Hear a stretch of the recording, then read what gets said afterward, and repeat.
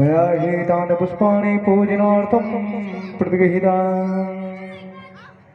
श्री राधे महाराज जी का आग्रह है, आदेश तो नहीं कह सकते हैं, आग्रह करते हैं हमसे महाराज जी, तो दो शब्द बोलना चाहिए।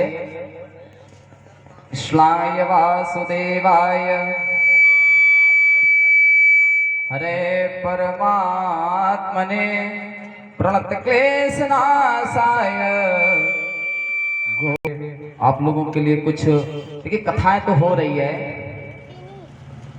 कथा प्रातः का मध्याह्न में भगवान श्रीमद् भागवत महापुराण की कथा, इसके बाद रात्रिकालीन में श्री रामचरित मानस से ओतप्रोत महाराज जी के द्वारा आप श्री रामचंद्र जी के व्याख्यान को आप लोग सुनते हैं, इसी को मालूम लगता है।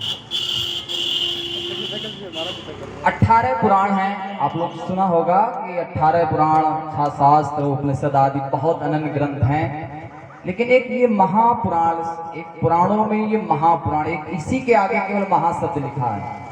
शिव पुराण है, देवी पुराण है, आदि आदि, लेकिन महाशब्द जो लगा है वो किसमें लगा? श्रीमद् भागवत महापुराण।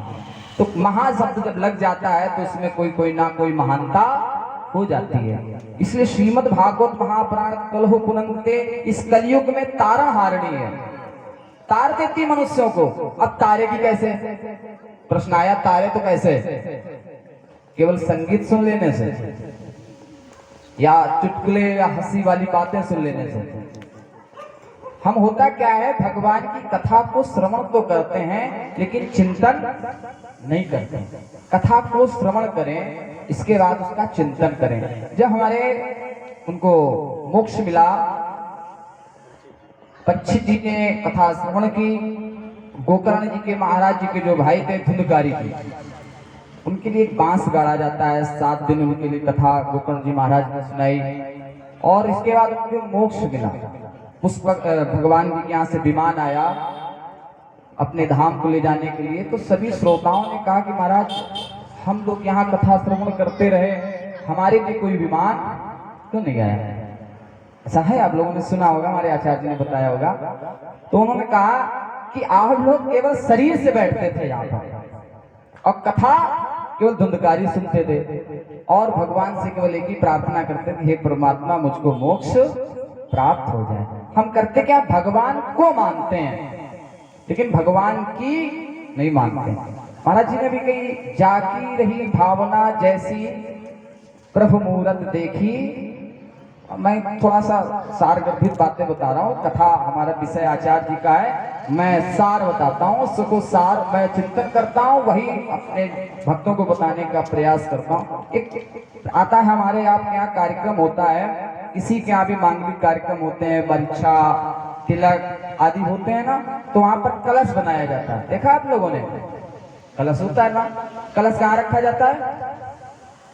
जमीन में रख दिया जाता है, और जिसका पूजन होता है वो पाटे पर बैठता है। कलश कहाँ रखा होता है? जमीन में, और वो लड़का और पूजा करने वाला वो किस पर बैठता है? तो हमारे देवता नीचे बैठने चाहिए कि ऊपर बैठना चाहिए? सबसे पहले तो ये बताइए, मैं चिंतन करता हूँ, यदि कर्मकांड हो या भागवत हो, कुछ भी हो, मैं इस पर शोध करता हूँ। भगवान कहते हैं शोध करिए। मैं तीसरा भक्त हूँ, गीता में आया, आर्थ, अर्थार्थी, जिज्ञासु और ज्ञानी, 4 प्रकार के भगवान के भक्त होते हैं। एक भक्त होता आर्थ, दुख पड़ा भगवान को याद कर लिया, दुख दूर, भगवान एक किनारे। नहीं होते किनारे, बताएं कैसे? दीपावली में देखो गणेश लक्ष्मी थोक के भाव डिवाइडर पर पड़े होते हैं, साल भर पूछते हैं, इसके बाद क्या कहीं लिखा है कि गणेश लक्ष्मी को रोड पर फेंक देना चाहिए? कहीं नहीं लिखा।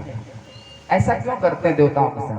कौन सा अपराध हमारे परमात्मा ने ऐसा कर दिया कि उनको रोड पर फेंकाते हैं? दूसरा भक्त होता है आर्थी, धन कम हुआ भगवान को याद कर लिया, धन पूरा हो गया भगवान भूल गए। तीसरा भक्त होता है जिज्ञासु, केवल परमात्मा के विषय में जानकारी करना चाहता है। ऐसा है तो क्यों? ऐसा होना चाहिए तो क्यों? जिस क्यों का आंसर मिल जाता है तो भक्ति करने का आनंद प्राप्त हो जाता है। चौथा भक्त होता है ज्ञानी।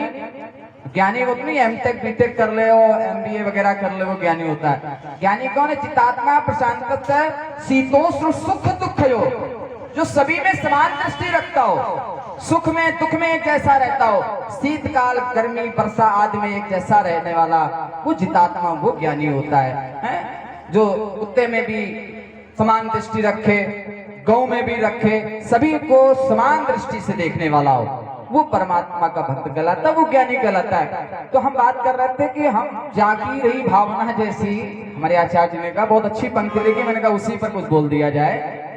तो हम भगवान का जो कलश रखते हैं, कहाँ रखते हैं, क्या रखना चाहिए? मैं मना कर देता हूँ, चौकी पर रखना चाहिए। क्या हमारे परमात्मा जमीन पर लात के नीचे घूमने वाले हैं? उनका सम्मान करिए, हैं? जब उनके सम्मान नहीं कर सकते तो कैसे काम चलेगा? हमारा जीवन बिगड़ने लगता है। क्यों? क्योंकि देवताओं का हम सम्मान नहीं करते हैं, अपमान करते हैं। ये तो अच्छी बात है, महाराज जी के यहाँ कलश ऊपर है। मैंने कई जगह देखा कि कलश नीचे घूमते हैं, भक्त आते हैं प्रसाद चढ़ाते, पैरों के नीचे कलश। अरे कलश में किसकी पूजा होती है?